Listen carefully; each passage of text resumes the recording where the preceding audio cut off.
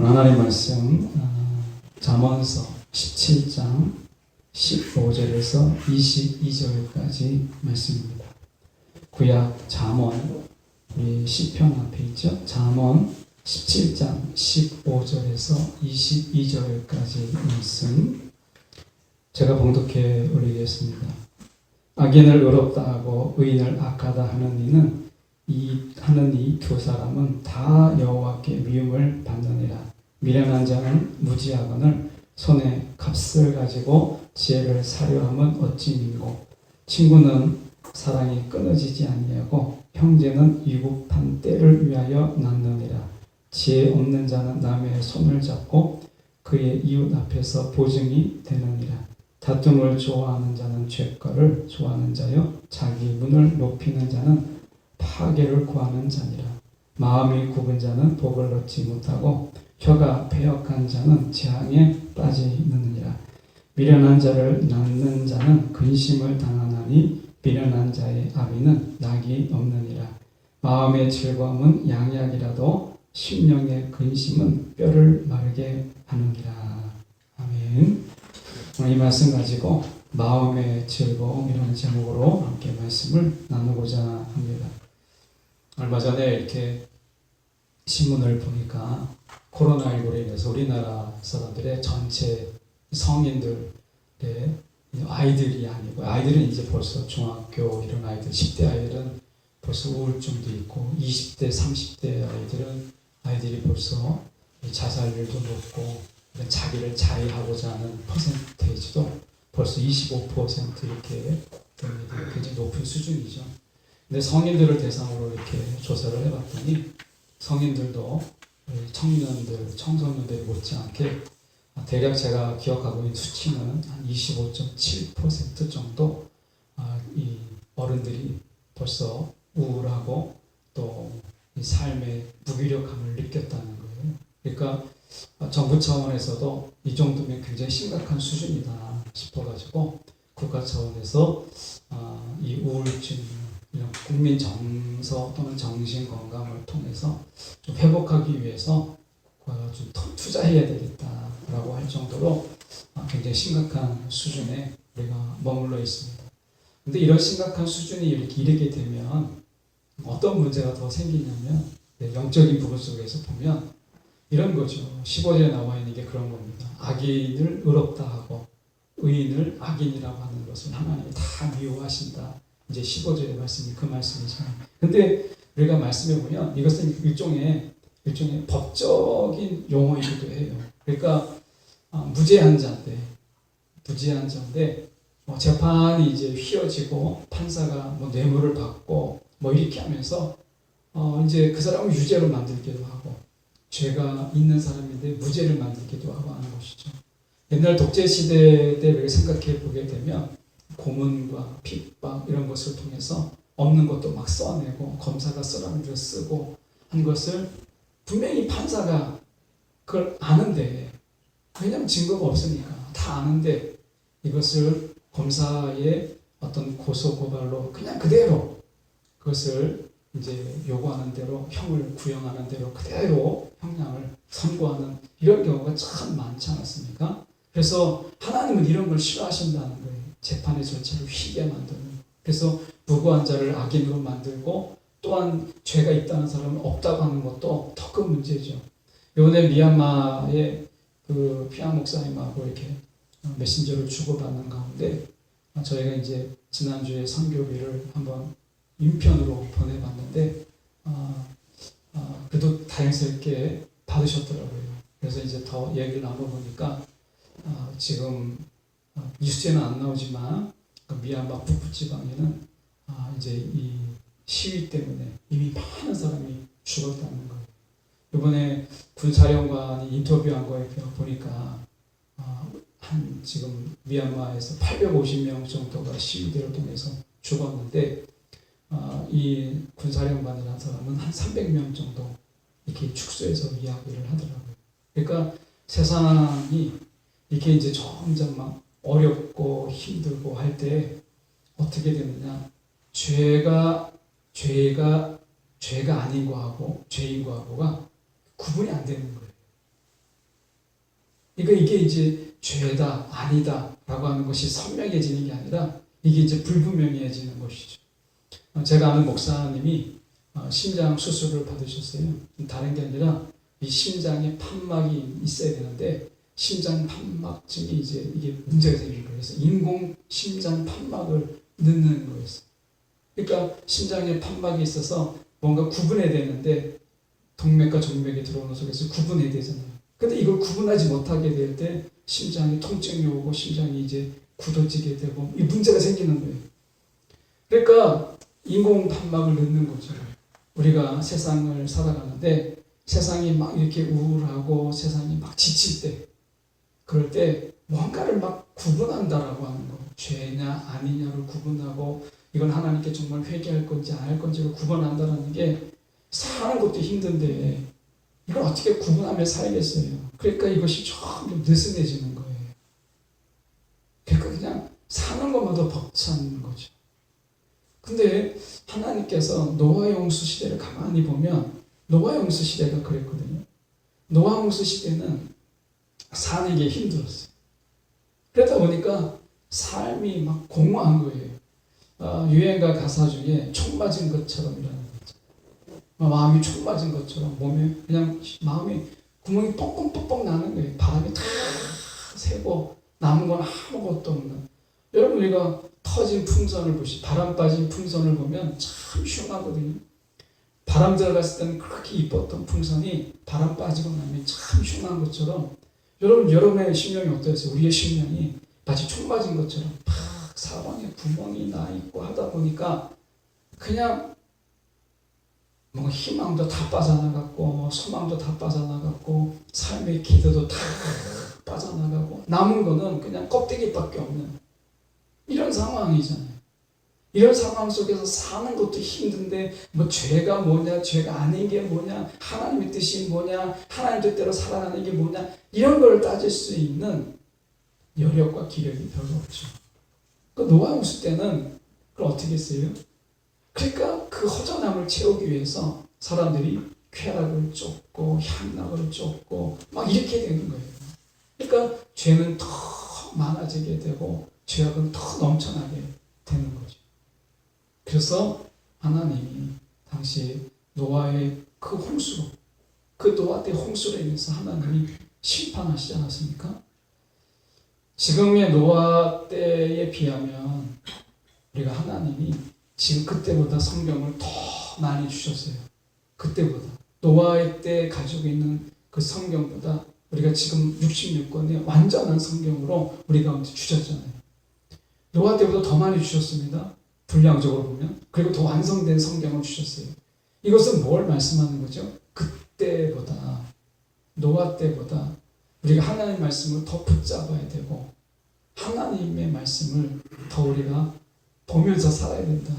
그때보다 더 어렵기 때문에 이것을 역설적으로 말씀하고 있다는 거죠. 그래서 우리가 사는 이 시대가 노아의 때보다 비교할 수 없을 정도로 우리는 점점 더 우리가 알지 못하는 가운데 하나님 뜻과 멀어져 가며 하나님의 말씀과 관계없는 삶을 우리가 살아가고 있기 때문에 세상이 그렇게 만들고 있잖아요. 지치고 힘들고 어렵고 막 이런 게 많다 보니까 그것도 막 여유가 되고 그리고 좀 뭔가 생각할 게 있을 때 조용히 좀 뭐 생각하고 있을 때 하나님 말씀도 생각하는 거지 쉽지가 않잖아요. 그러니까 어떤 일이 벌어지느냐 악인을 의롭다 하고 의인을 악하다 하는 이런 일들이 생기는 거예요. 그래서 그냥 내가 생각해 볼 때 저 정도 죄는 저 정도는 이렇게 되는 거죠. 이러는 가운데 하나님이 왜 이걸 안타깝게 여겼느냐 왜 이것을 미워하시느냐 그럼 하나님이 그냥 심판하시기 위해서만 하나님이 벌 주시기 위해서만 이렇게 미워하시느냐 이게 아니라는 거예요. 오늘 하나님 말씀해 보니까 16절에 이렇게 말씀합니다. 미련한 자는 무지하거늘 손에 값을 가지고 지혜를 사려 하면 어찌 믿고 이렇게 되어 있습니다. 이것은 두 가지 해석이 가능한데 첫 번째 해석은 그냥 성경 그대로입니다. 돈이 있는 사람이 있어요. 근데 돈이 있는 사람이 지혜를 사려고 하는 거예요. 뭐와 같죠? 예수님 당시에 돈 있는 사람이 영생을 어떻게 하면 내가 얻으리까? 그 돈을 가지고 와서 영생을 사려고 했잖아요. 영생을. 근데 예수님이 또 그 돈 있는 거 가지고 다 팔고 나를 따라오라 이렇게 말씀하셨거든요. 그러니까 이 부자는 영생이라는 것을 돈 주고 살려고 했는데 예수님은 그 돈을 다 팔고 나를 따르라 이렇게 말씀하셨어요. 얼마나 당황스럽겠어요.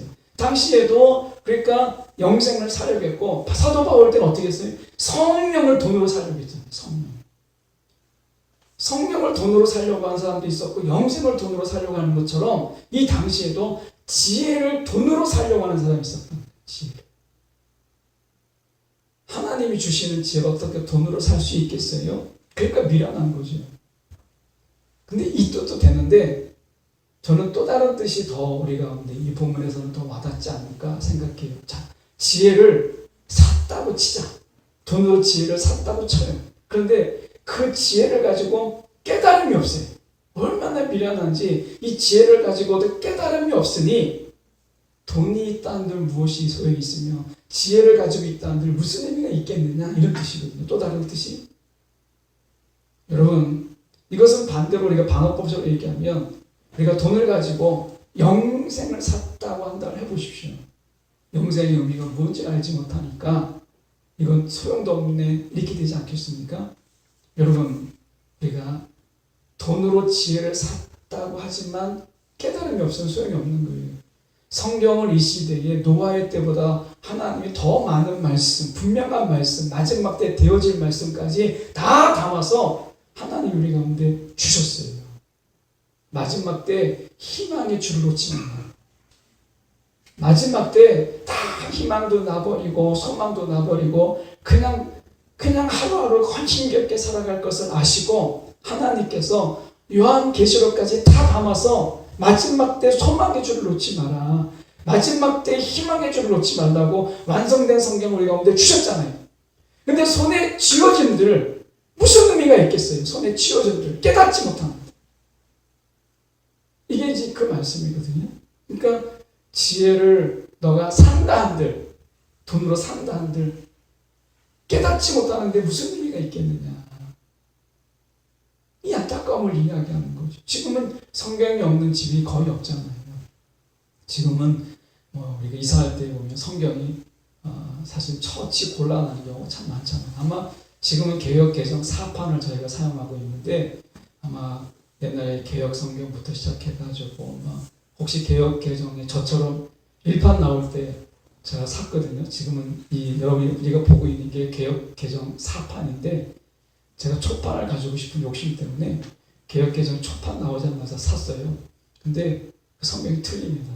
그래가지고 그 성경을 한쪽에 모아놓고 두고 있어요. 초판이라는 것 때문에 이게 벌써 좀 바뀌었어요.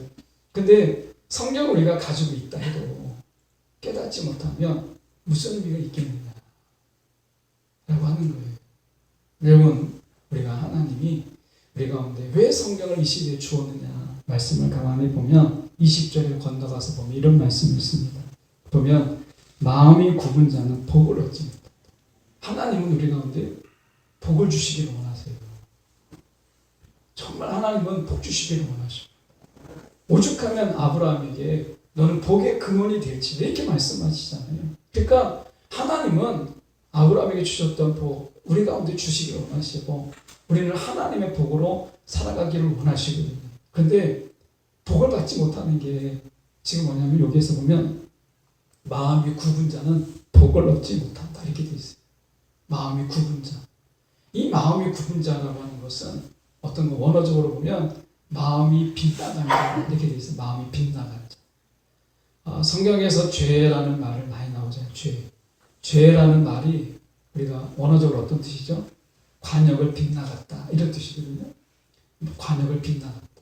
근데 여기서 보면 마음이 굽은 자라고 하는 것은 마음이 빗나간 자예요. 마음의 중심이 주님께 있어야 되는데 자꾸 내 마음이 하나님의 마음을 비껴가는 거예요.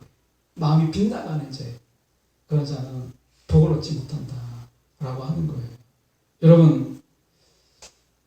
여러분의 저와 여러분의 마음이 하나님 중심에 탁 맞춰져 있으니까 우리가 눈높이라고 얘기하는데 하나님은 마음 높이를 이야기하세요.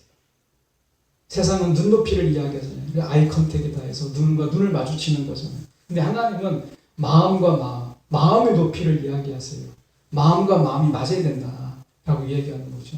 근데 마음을 맞추지 못하는 거예요. 자꾸 마음이 빗나가는 거예요. 이게 마음이 굽은 자예요. 그런 자에게는 복이 없다는 거예요. 얼마나 안타깝습니까? 하나님께서 복을 주시기를 원하시는데 그러면 왜 하나님의 마음을 우리가 마주하지 못하고 자꾸 마음이 빗나가느냐? 죄짓기를 좋아하니까. 죄가 우리가 관역을 빗나가는 것처럼 우리의 마음이 자꾸 빗나가는 거예요. 이스라엘 백성들이 우리 출애굽하고 나서 얼마나 감사합니까? 400년 동안 종살이하다가 우리는 35년 6개월 동안 막 이렇게 일제에 있다가 광복했을 때 막 만세 불렀는데 400년 동안 종살이니까 얼마나 만세를 부를만 해요. 근데 그들이 마라에 이르렀을 때 하나님께 불평하고 원망했어요.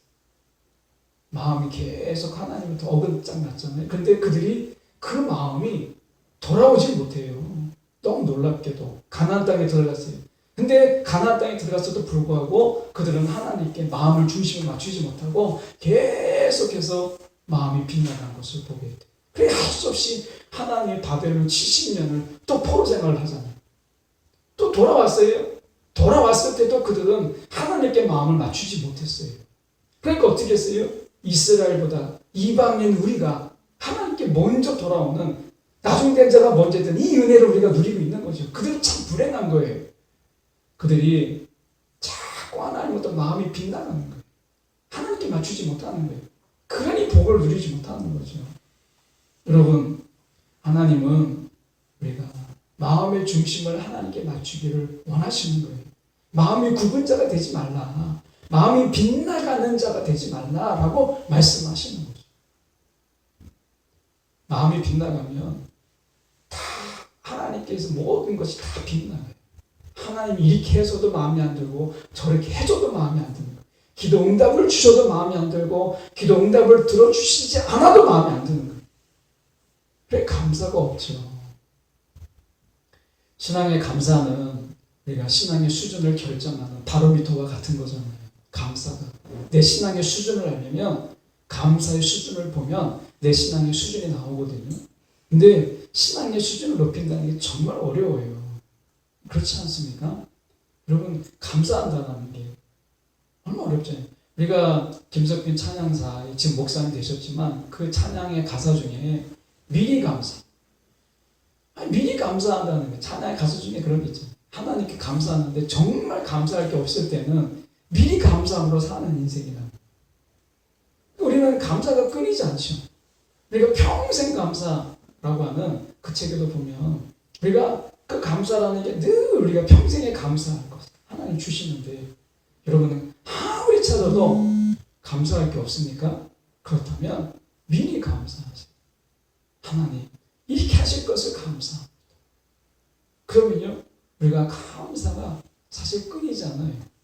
근데 이건 어려운 일이에요. 왜 어렵냐?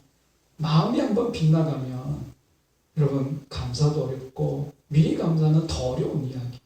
그래서 하나님이 우리 가운데 이렇게 말씀하시는 거예요. 지금 보면 그 다음에 보면 혀가 패역한 자는 재앙에 빠지느니라 이렇게 되어 있습니다. 혀가 패역하다라는 말은 원어를 보면 참 재밌습니다. 히브리 원어적으로 보면 어떤 뜻이냐면 진리를 말하지 못하고 외면하는 자라는 뜻이에요.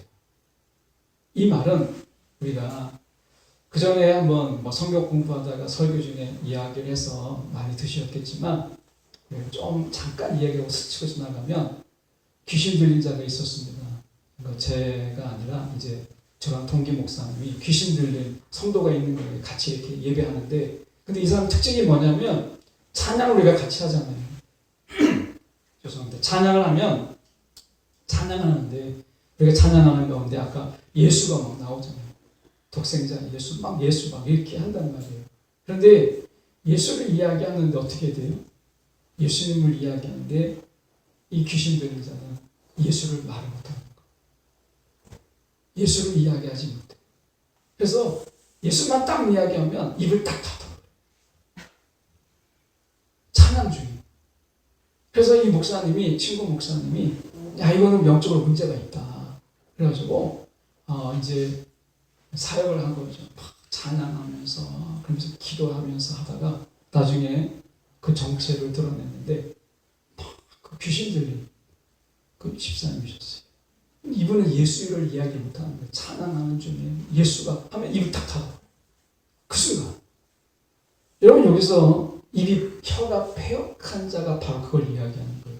혀가 패역한 자는 하나님의 진실을 하나님의 진리를 외치는 것을 못해요. 자, 하나님이 우리 가운데 성경을 주셨잖아요. 하나님은요 우리 가운데 원하시는 게 무엇이냐면 말씀을 가지고 우리가 가정과 직장과 우리가 있는 곳의 자녀들에게 그 말씀이 그대로 이루어지기를 선포하기를 원하십니다. 프랑스에 잔느 기욤이라고 하는 우리가 여자분이 계셨어요. 이분이 기도할 때는 어떻게 기도했느냐, 뭔가 기도할 일이 있으면 성경을 찾아서 약속의 말씀을 붙잡고 이 말씀이 그대로 이루어질 것을 믿습니다. 그래서 말씀을 선포하는 이런 기도를 했어요.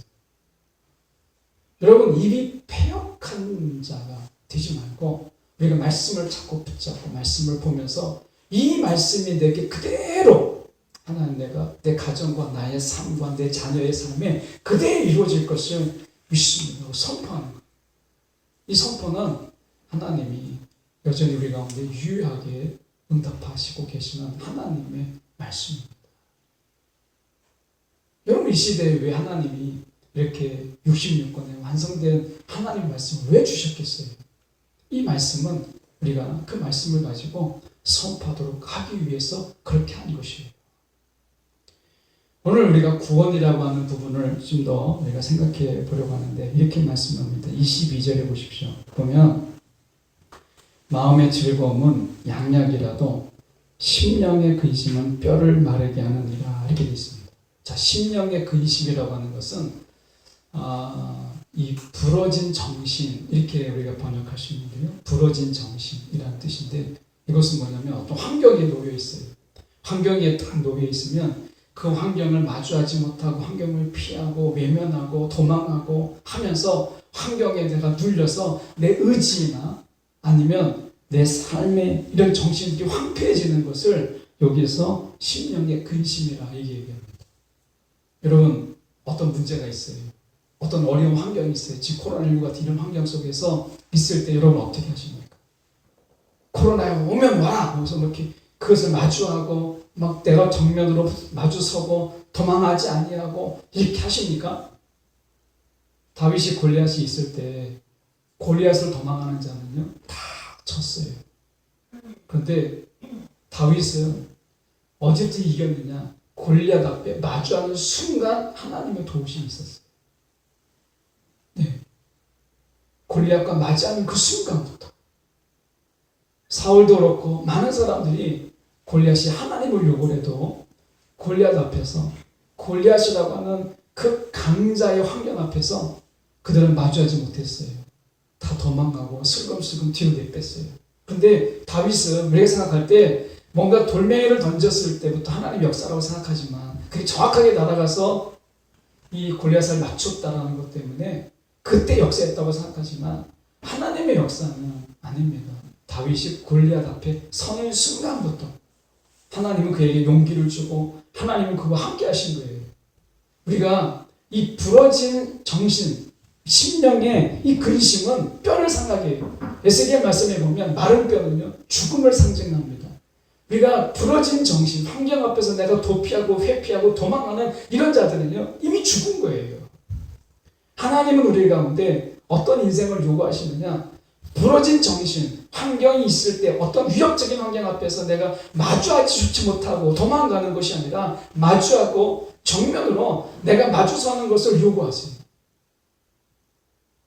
하나님은 이런 마음을 단 한마디로 성경에서 묘사돼요. 바로 20절, 22절에 보면 마음의 즐거움. 마음의 즐거움. 이 마음의 즐거움이라는 말이 좀 어렵잖아요. 마음의 즐거움.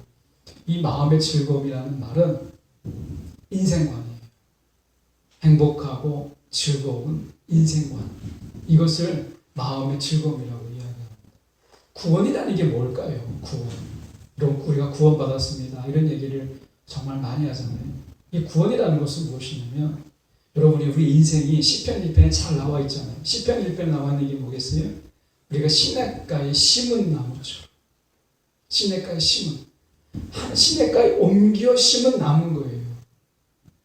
근데 우리는 이제 아까 찬양드렸던 것처럼 하나님의 그 아름다운 세계, 하나님의 그 세계를 우리를 옮겨 심으셨잖아요. 근데 인생이 바뀌었단 말이에요. 이제 하나님의 자녀로 그리고 하나님의 백성으로 우리를 하나님 삼아주셨잖아요. 그런데 인생은 바뀌었는데 인생을 바라보는 그 시각은 똑같다면 어떻게 될까요? 인생은 바뀌었어요. 하나님이 이제 옮겨 심은 나무처럼 우리가 되었는데 인생을 바라보는 시각은 여전히 똑같아요. 세상 살아봐도 별거 있나 뭐 이런 거죠. 이런 생각을 한번 해봅니다. 여러분이 이제 나이가 이제 지긋이 들어서 주님이 부르실 날이 되었어요. 그럴 때 자녀들을 모아놓고 이렇게 말한다고 생각해보세요. 인생 살아보니까 진짜 아무것도 아니다. 그냥 인생 대충 살아. 네 하고 싶은 거 다 하다 살아. 인생 살아보니까 허무요, 공허요, 아무것도 없다. 그냥 낯쓰이다. 만약 이렇게 우리가 이야기한다면 그 자녀들이 그 얘기를 듣고 야, 내가 열심히 살아야 되겠다. 예수 똑바로 믿어야 되겠다. 이런 생각이 들겠습니까? 무슨 인생 진짜 별거 없다. 살아봐도 별거 없다. 이렇게 한다면 그 자녀들에게 얼마나 힘 빠지는 이야기겠어요. 금년에 102세가 된 연세대 이제 명예교수님이시죠. 얘가 김영석 교수님이라고 하는 분이 계십니다. 금년에 102세예요. 굉장히 방송에 나와서도 말씀하실 정도로 정말 정정하시고 일단 이 의식이 뚜렷하시는 분이신데 그분이 자라면서 이 김영석 교수님은 자라면서 기독교 가정에서 자랐어요. 기독교 가정에서 쭉 어머니 영향을 참 많이 받았어요. 그런 가운데 이분이 102세가 돼서 말씀하신 인생 황금기가 언제냐 이렇게 이야기할 때 이분은 인생의 황금기는 60세부터 90세다 이렇게 얘기했어요. 인생의 황금기는 60세부터다. 60세부터 90세까지가 제일 중요하다는 거예요. 왜냐하면 60세부터 90세까지가 인생의 열매를 거두는 시기라는 거예요. 그러니까 제일 중요하다는 거예요. 그러면서 그분이 이야기하는 게 이렇게 얘기했습니다. 이 말씀을 하려고 드리려고 하는데 이분이 자기가 기독교 가정 안에서 쭉 자라면서 언제 인생관이 바뀌었느냐라고 얘기했을 때 내가 나를 위해서 살지 않고 예수를 위해서 살아야 되겠다. 예수를 위해 살아야 되겠다. 이걸 깨달은 거예요. 근데 예수를 위해 산다는 게 뭔가를 또 고민하다가 깨달은 게 뭐냐면 나를 위해 살지 않고 다른 사람을 위해서 내가 살아야 되겠다. 사람을 위해서 살아야 되겠다. 그랬더니 그의 인생관이 바뀌었다. 이렇게 말씀하셨어요. 인생관이 비로소 내가 바뀌었다. 라고 얘기합니다. 여러분 오늘 여기서 마음의 즐거움이라고 하는 것은 인생관이 바뀌는 거예요. 하나님 우리를 구원해 주셨고 우리가 예수의 사람 그리스도인으로 불러주셨는데 세상을 인생을 바라보는 시각은 똑같다면 여러분 그 이스라엘이에요. 출애굽 시켜줬잖아요. 출애굽 시켜줬는데 그들의 인생관이 바뀌지 않았어요. 똑같았어요. 하나님께 불평하는 이유가 짜증나서가 아니라 그의 인생관이 바뀌지 않았어요. 허무와 공허와 불평과 원망이 다 가득한 곳이죠. 인생관이 바뀌지 않았어요. 하나님 우리 가운데 원하시는 것이 무엇이냐? 마음이 즐거운 인생. 하나님은요 정말 우리가 행복하기를 원하세요. 하나님이 정말 우리가 인생의 즐거움으로 살아가기를 원하시거든요. 근데 하나님은 그래서 우리를 불쌍히 여기셔서 하나님의 자녀로 불러주셨고 예수 그리스도의 피로 말미암아 우리를 구원해 주셨잖아요. 그런데 인생을 바라보는 인생관은 여전히 자폐아적이고 우울하고 그리고 허무적인 이런 시각으로 여전히 인생을 바라보는 거예요. 여러분 인생 어떠세요? 지금까지 살아보니까 살만하시던가요? 자녀들에게 인생 정말 이런 거다. 어떤 인생관을 이야기하실 수 있겠어요? 인생은 바뀌었는데 인생관이 바뀌지 않은 거예요. 그게 이스라엘입니다. 등급을 했는데 여전히 그들의 인생을 바라보는 시각은 변하지 않았어요. 그래서 그들은 가데스 바네아에서 그들은 인생관을 바뀌지 않은 그들의 인생이 전체가 무덤이 되어버렸잖아요. 1세대. 여러분, 인생관이 바뀌어야 돼요. 인생관. 이게 마음의 즐거움이에요.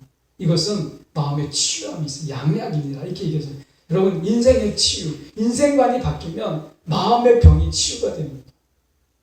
하나님은 우리 인생관이 바뀌기를 원하세요. 인생은 벌써 바꿔놓으셨는데 인생관이 따라오지 못하는 거예요. 이게 마음의 즐거움이거든요. 여러분, 오늘 행복하고 즐겁게 하나님이 사시기를 원하시는 거예요. 그래서 우리가 17절을 보면 우리가 바뀐 인생관에게 바뀐 인생관을 살아가는 자들에게 하나님이 선물을 주셨는데 그게 17절입니다. 말씀에 보면 이렇게 되어 있어요. 친구는 사랑이 끊어지지 아니하고 형제는 위급할 때를 위하여 낳느니라 라고 얘기해요. 사랑이 끊어지지 않는 친구, 우정이 끊어지지 않는 친구, 다윗과 요나단이 나옵니다. 다윗과 요나단을 보십시오. 사울의 이제 후계자예요. 요나단은 자기가 가만히 있으면 왕이 될 수 있는 그런 자입니다. 다윗은 하나님이 기름 부은 자예요. 사울 왕조를 끝내고 다윗의 왕조를 세우려고 하시잖아요. 하나님께서. 그래서 사울 왕조는 사울로 그냥 끝나요. 다윗이 왕이 되지 못하니까, 요나단이 왕이 되지 못하니까. 근데 요나단이 얼마든지 욕심을 내면 그는 왕으로 될 수 있는 굉장히 유리한 왕자잖아요. 왕자. 근데 다윗은 그런 자가 아니었단 말이죠. 근데 다윗과 요나단의 그 언약을 맺죠. 이것은 세상에서 정말 보기 드문 아름다운 언약이에요. 요나단이 기꺼이 하나님의 기름 부심 앞에 다윗에게 양보합니다. 다투지 않아요. 다윗도 요나단에 대해서 철저하게 의지하고 신뢰하잖아요. 다윗과 요나단은 둘이 언약을 맺습니다. 이것은 동등 언약이에요. 하나님과 우리가 언약을 맺는 그런 언약이 아니라 다윗과 요나단의 언약은 동등 언약, 친구의 언약입니다.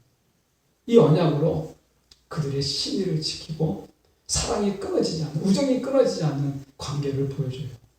이것은 예수님과 우리의 관계를 예표적으로 보여주는 언약이에요.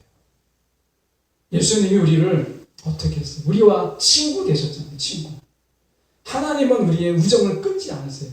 오히려 예수님께서는 친구를 뭐라고 얘기했냐면 그 친구를 위하여 목숨을 내어주는 자, 이게 우정이라고 얘기하셨어요. 이게 친구다라고 얘기하셨어요. 그러니까 여러분, 세상의 친구는 돈으로 맺어진 친구고, 내가 일이 있어서 맺어진 친구고, 용무가 있었으니까 맺어진 친구예요. 용무 없으면 연락 없습니다. 예, 돈 떨어지면 연락 안 하죠. 안 합니다. 예, 여기도 말씀하잖아요. 보증이 되는 자. 여러분, 이웃 앞에서 보증이 될 때, 보증서 줄 때 찾아오지, 보증 끝나면 관계 끝납니다. 근데 예수님은 우리 가운데 그분이 하늘 보자 버려두고 우리와 친구 되시기 위해서 오셨어요. 끊어지지 않는 우정. 다윗과 요나보다 더 끈끈한 그런 우정으로 우리 가운데 오신 거예요. 여러분, 인생관을 바꾸세요. 여러분, 우리 가운데 우리를 떠나지 않냐, 우정을 깨지 않는 예수 그리스도가 우리 가운데 친구로 오셨어요. 세상을 좀 더 밝게 보시고 세상을 좀 더 우리가 환하게 보셔도 돼요. 나 혼자, 그냥 세상은 다 밝은데 나 혼자만 우울한 것 같고, 세상에서는 다 그런데 나 혼자만 기쁘지 않게 살아가는 것 같지만 그렇지 않습니다. 여러분, 주님이 우리와 함께 지금 이 순간을 버티고 이기고 하게 하시는 거예요. 다윗이 견딜 수 있었던 거, 아마 제 생각에는 사울의 그런 끊임없는 추격 속에서 다윗이 버틸 수 있었던 것은 요나단 때문에 그래요. 요나단이 큰 힘이 된 거죠. 절대 우정이 변하지 않는 그 요나단, 그 힘이 얼마나 크겠습니까? 오늘 우리의 삶 속에서 우리를 온전히 알아줄 수 있는, 우리의 우정을 깨지 않는 예수 그리스도, 그분이 우리 가운데 있다는 거예요. 여러분, 인생관 바꾸셔도요 괜찮습니다.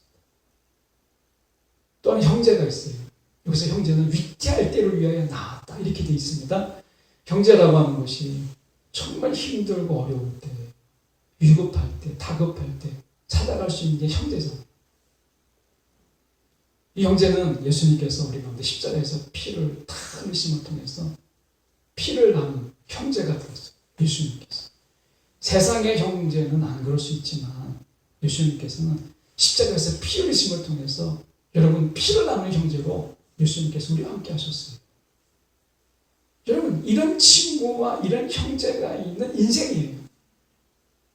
여러분 우리가 친구 중에서 인생 중에 그러잖아요. 정말 평생을 같이 할 수 있고 마음을 나눌 수 있는 친구 한 명만 있어도 그 사람은 성공한 인생이다. 이렇게 이야기하잖아요. 여러분 이미 저와 여러분은 성공한 인생을 살고 있는 거예요.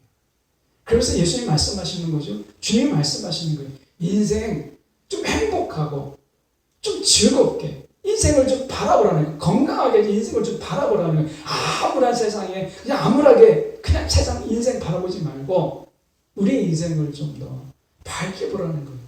여러분 예수 같은 친구가 어디 있어요? 여러분 예수 같은 형제가 어디 있습니까? 예수님 말씀하셨어요. 누가 내 부모요 내 형제냐? 내 말씀을 지키는 자라야 내 형제다라고 말씀하시잖아요. 우리 형제 삼으신 거죠. 여러분 이런 형제와 이런 친구가 세상에 어디 있습니까? 그런데 우리 인생은 바뀌었는데 이미 바뀌었어요. 친구가 되셨고 형제가 되셨는데 인생관이 바뀌지 않은 거예요. 인생관. 이게 하나님이 안타까우게 말씀하시는 거예요. 인생관. 인생관만 바뀌어도 마음이 치유가 되고 복을 받아요. 하나님이 복 주시는 것을 다 누리게 되는 거예요. 여러분 하나님이 우리 가운데 이렇게 말씀하세요. 지금 말씀해 보면 19절에 이렇게 말씀하잖아요. 다툼을 좋아하는 자는 죄가를 좋아하는 자요 자기 문을 높이는 자는 파괴하는 자다. 자기 문. 이것은 자기 자폐화적인 거잖아요. 자기 문을 막 높여 자기 세상을 만드는 자. 여러분 이것은 허세를 떤다라고 하는 말도 되지만 자기 세상을 만드는 거예요. 근데 그게 결국 파괴하는 자기 인생을 파괴하는 인생입니다. 여러분 어떤 인생을 사십니까? 우리 인생 바뀌었어요. 인생관을 바꿔야 돼요. 저와 여러분이 하나님이 너 행복자다. 말씀하시잖아요. 너는 행복자다. 하나님이 성경에서 말씀해요. 야, 너는 행복자다. 근데 나는 행복하지 않다고 얘기하는 건 나예요. 자기의 문을 높이는 거예요. 하나님은 너는 복된 자다라고 얘기하는데 나는 아니다라고 얘기해요.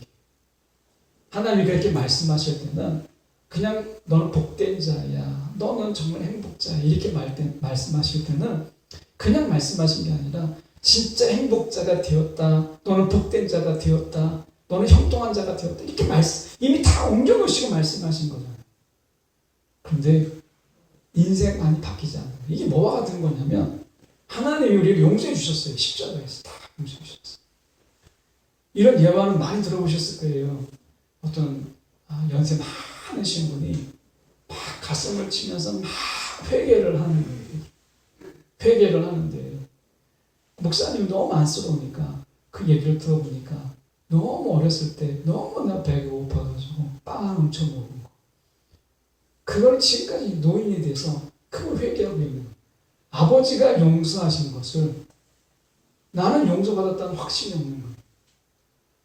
그것만 죄를 지었겠어요. 여러분 아버지가 용서하신 것을 자신이 용서하지 못하는 분도 있죠. 여기 가운데. 아버지는 분명히 용서하셨어요. 내가 너를 용서했다.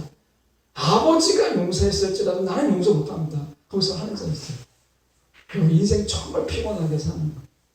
아니 하나님 용서하시면 된 거 아니겠어요? 근데 내가 용서하지 못하겠다는 거예요. 아버지가 나를 십리까지 옮기신 복된 인생으로 하나님 삼으셨다고 하는데 나는 더 벌받아야 되고 더 나는 막 더 자숙해야 되고 아직 복받기는 아직 멀었습니다 하면서 그렇게 우기는 자가 있다면 여러분 그게 마음이 빗나간 자인 거예요. 마음이 빗나간 자. 그 인생관을 바뀌지 않으니까 바뀌어도 그 인생을 살지 못하는 거예요. 하나님이 얼마나 답답하면 잠언을 통해서 말씀하셨어요. 인생이 바뀌었다. 바뀐 인생관으로 살아가라 라고 말씀하신 거예요. 바뀐 인생관. 인생이 바뀌었으면 인생을 바라보는 시각도 바뀌어야죠. 왜 안 바꾸십니까? 이게 마음이 빗나간 자인 거예요.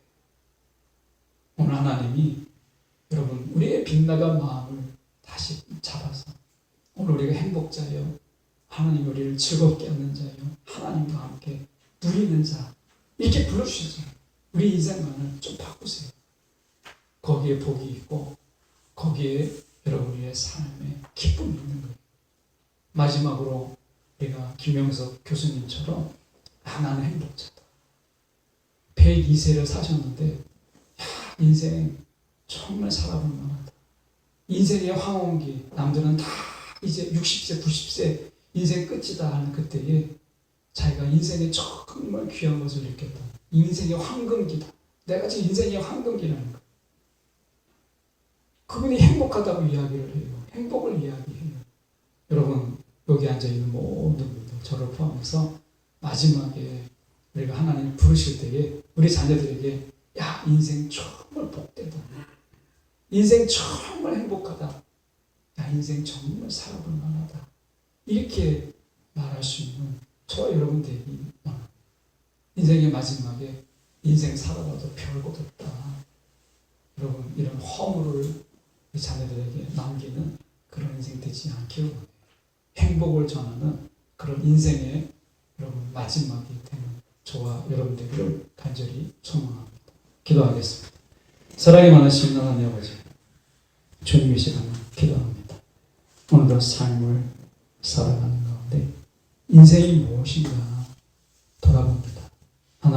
하나님께서 이미 우리를 인생을 바꿔주셔서 시냇가에 심은 나무처럼 오늘도 하나님의 복받을 자녀로 우리를 이미 삼아주셨음에도 불구하고 우리 인생과는 여전히 바뀌지 않아서 우리 하나님 마음의 어긋남으로 마음의 빗나감으로 살아갑니다.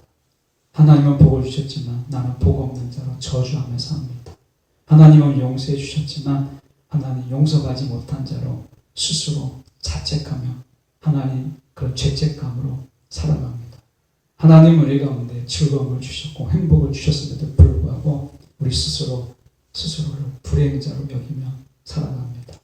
주님, 우리 인생 바꿔주셨던 것처럼 우리의 인생관도 하나님 바꾸게 하여 주사 우리는 행복자요, 우리는 즐거움을 누리는 자인 것을 깨닫고 살아갈 수 있도록 주여 도와주시옵소서. 역사하여 주시옵소서. 살아계시는 예수 그리스도를 받들어 기도드리옵나이다.